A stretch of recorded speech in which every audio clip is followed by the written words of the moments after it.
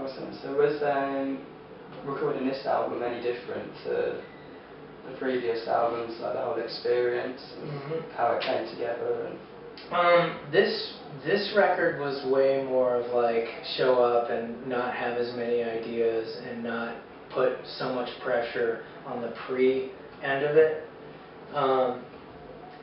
You know, and it's kind of like, you know, there became an issue of like, you know, trying to like you work it out where like, okay, is there any way a guitar player could come out for a month or two and stay, and it was like, no. And it was like, wow, I can't do that. So, okay, so what am I going to do? And it was just like, you know, it being the kind of like, I never wanted to admit it, but like, it is a very similar band to like Nine Inch Nails or Queens of the Stone Age or Tom Petty or Bruce Springsteen or Prince. It's one person with the help of a lot of different people.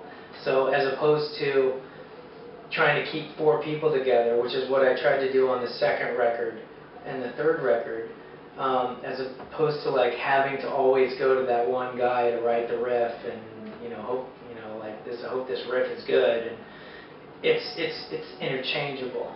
So if this guy isn't here this day, then I can call John 5 to play guitar, or I can call Yogi and he can come on and play guitar, or like I can get other drummers. I can get Josh Freese if I want to, and it's recognizing, all right, I'm the figurehead, I'm the main guy, I'm the band leader, fine, and kind of coming to grips with that on my own level was important because, you know, it's not something I like. It's not something that I wanted to do just from my previous experience with like the quote-unquote band leader or the main dude.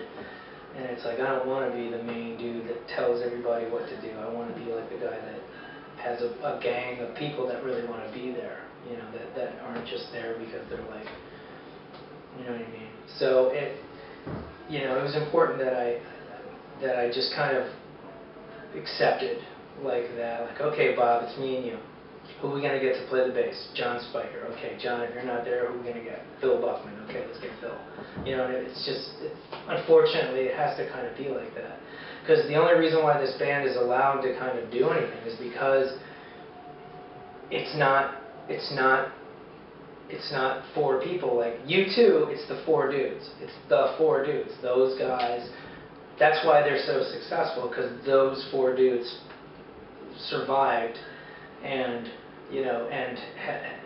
are still together and still like work together. You know, if you took any one of those guys out, like in Led Zeppelin, it's over. The minute John Bonham died, it's like, I'm sorry, there's a human being that plays drums.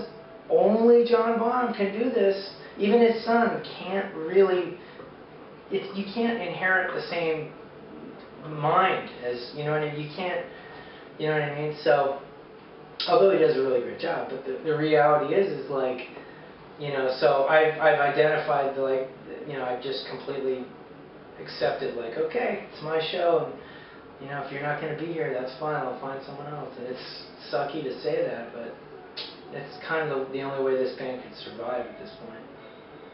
So. You got any more? You wrote quite a few soundtracks. Yeah. Yeah. What's the difference in between working for a soundtrack song or a studio album? Shit. Who's the guy that directed Stepfather? Do you know? Yes. Do you know? God, I don't know. I'm Italian, I must. Yeah. What's his name? It's like, oh wow, it's escaping me right now. He called me up and he said, you know, the director of Stepfather called me up and he said, look, you did it with one, but I want you to do it with another new song. He's like, you know, do Happy Together, but do it the way you would do it. And I had to like, I knew exactly what he wanted, and he's describing this killer, and it's kind of like this secret, kind of like, this like very cool surface kind of thing, and then, then this guy erupts and goes crazy and starts killing everybody.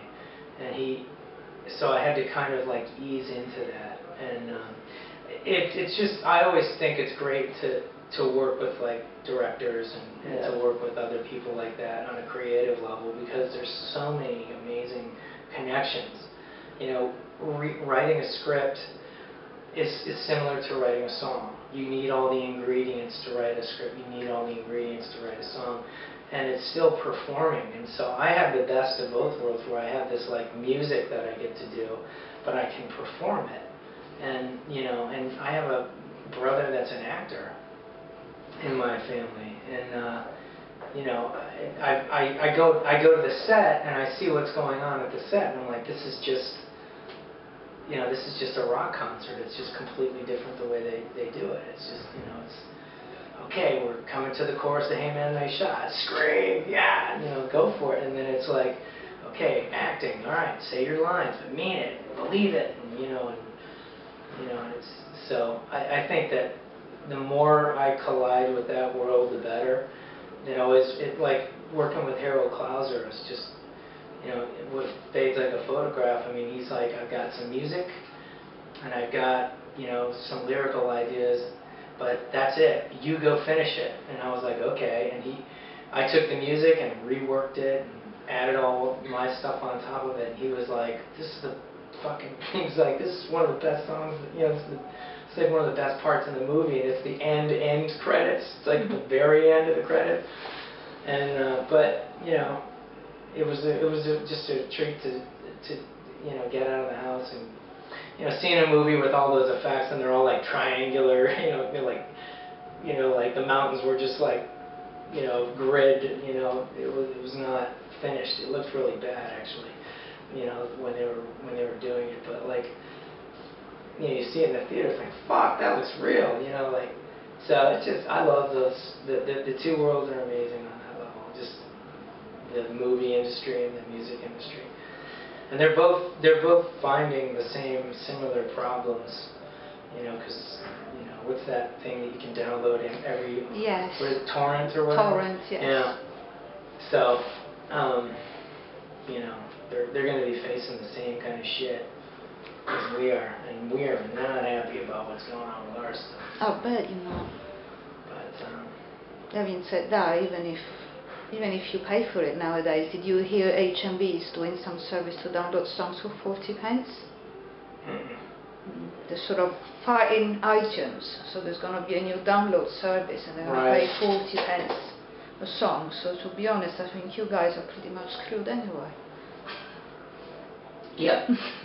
I mean, even the touring in the U.S., there's a new Rolling Stone issue that shows like a Jonas Brother tour, and it's like half empty.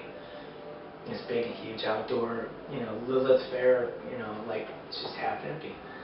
People aren't there, I mean, America's going through some really amazing shit right now. It's incredible. It's a depression. It's not even a recession. It's a depression.